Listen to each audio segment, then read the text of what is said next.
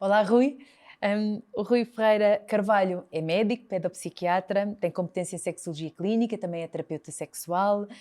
trabalha no Centro Hospital Universitário Lisboa Norte, onde integra a equipa de diversidade de género na infância e adolescência, e foi também um dos membros fundadores e o coordenador-geral do projeto de educação sexual SexEd e é membro da direção da Sociedade Portuguesa de Sexologia Clínica. Olá, Rui, uma vez mais. Olá, muito obrigado pelo convite. Para alguém pode ser desafiante falar sobre aquilo que é... Ainda hoje pode ser desafiante falar sobre aquilo que é a sua orientação sexual, como é que se identifica em termos de género, que conselhos é que dá a quem queira falar sobre esse assunto e ainda não saiba bem como fazer, ou tenha dúvidas, ou tenha receios, tenha vergonha? Antes de existir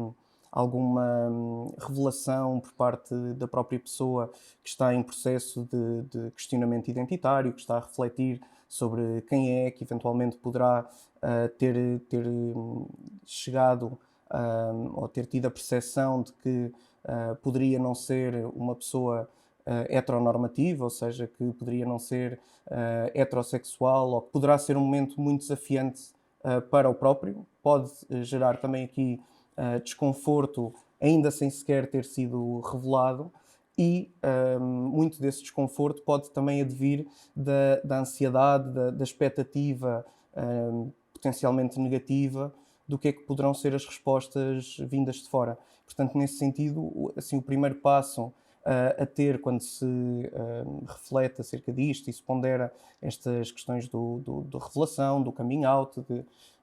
que às vezes pode passar por de certa forma, um pedido de ajuda, um pedido de orientação, é, em primeiro lugar, garantir a segurança. Portanto, garantir que a pessoa a quem se pondera fazer esta revelação que será empática e que poderá estar disponível para ouvir, que isso não coloca a própria saúde mental e até física, por vezes, neste caso referindo-me aos jovens, em risco, e isto não é uma realidade assim tão distante quanto possamos pensar. Depois de haver esta garantia da segurança, não é o princípio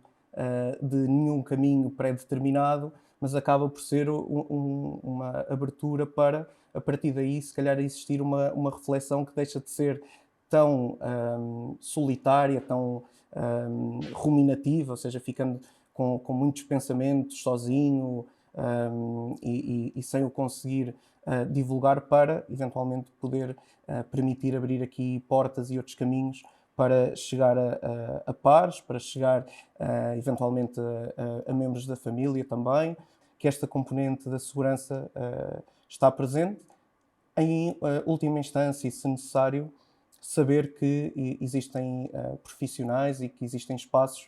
seguros a quem se podem também dirigir para melhor elaborar, para melhor pensar o que é que isto quer dizer. Qual é a diferença entre orientação sexual e identidade de género? Quando falamos de orientação sexual,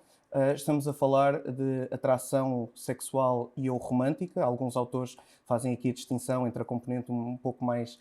física, mais erotizada, e a componente mais amorosa ou platónica, e que, lá está, poderá ser dirigida a pessoas diferentes, poderá ser dirigida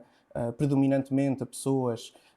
de um sexo biológico correspondente ou equiparado ao do próprio, de sexos biológicos diferentes, ou seja em relação ao género, portanto à componente identitária. É nesta linha, e portanto estes dois grandes conceitos acabam-se por cruzar aí, que falamos de pessoas heterossexuais quando a atração sexual é por pessoas de género diferente, ou de sexo biológico diferente, homossexual quando é predominantemente pelo mesmo, mas existindo aqui um largo espectro de diversidade que pode estar patente. Por outro lado, quando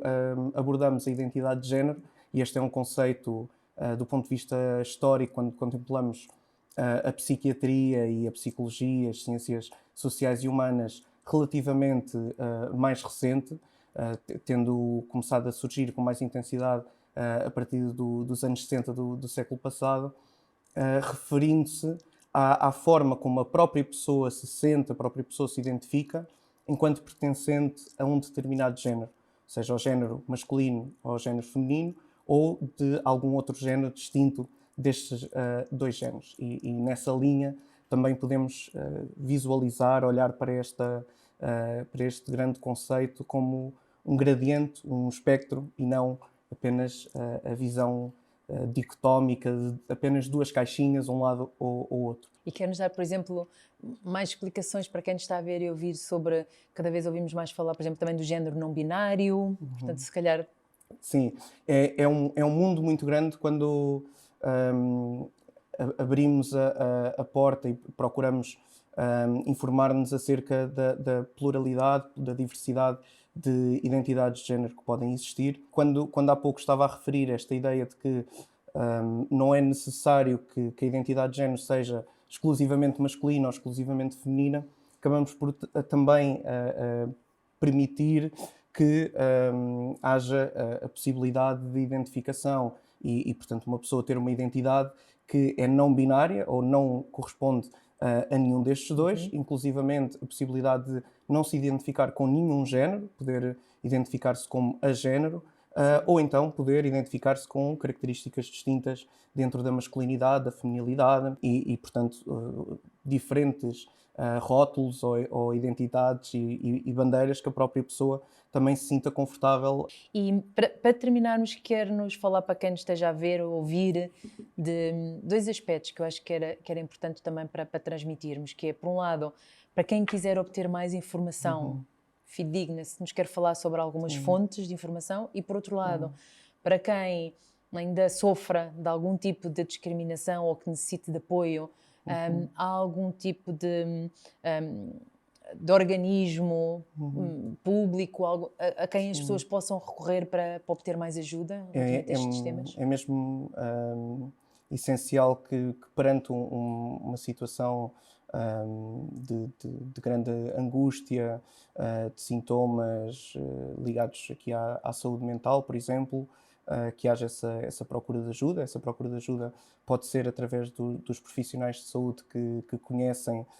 e que possam encaminhar, por exemplo, para acompanhamentos psicológicos, que eventualmente a possam também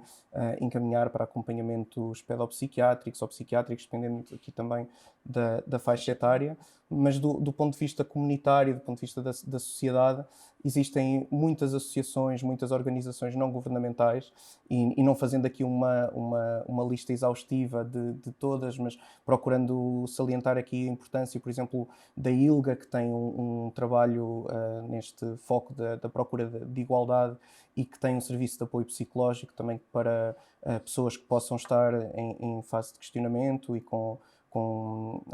também questões desta parte da diversidade de identidade de género e orientação sexual. A Casa Aqui, que também tem um espaço de apoio psicológico e até um gabinete de apoio à vítima, muito dirigido também a estes fenómenos de vitimização que podem ocorrer, às vezes até dentro da própria família, portanto, como estamos a referir. A Amplos, que é a Associação de Mães e Pais pela Liberdade de Orientação Sexual e Identidade de Género, com quem frequentemente articulo, portanto, colaboro no sentido também de providenciar aqui um tão necessário apoio a estas famílias. Também a Associação Plano I, no Norte, que também tem feito um trabalho muito relevante na divulgação de materiais psicoeducativos e também prestando apoio específico à população neste campo. São assim algumas das entidades que têm trabalhado este tópico. E muito obrigada por nos ter transmitido tanto o seu conhecimento e da sua experiência. Obrigado. Até uma próxima, Rui. Muito obrigada.